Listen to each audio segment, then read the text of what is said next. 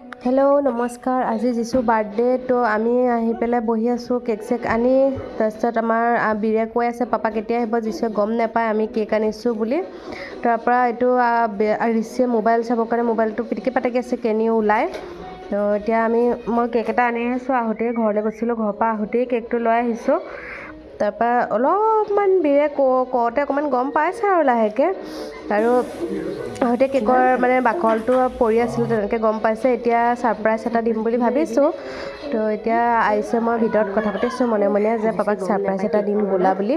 তো এয়া কেক আমি লৈ আহিছোঁ যিছুৰ ওচৰলৈ। যিছুৰ মুখত পূৰা হাঁহি একদম। তাৰপৰা দুইটাই ফুচু ফুচা কথা পাতি আছে, কি কথা পাতিছে মই নাজানো। ইফালে আকৌ ঋষিয়ে বাপেকে চাওমিন আনিছে, সেয়া খাবলৈ পাগল হৈ আছে। সেইফালে কেক কাটিং হৈ গ'ল, সিও মোক অলপ খুৱাই দিলে, ইহঁতকো খোৱালে।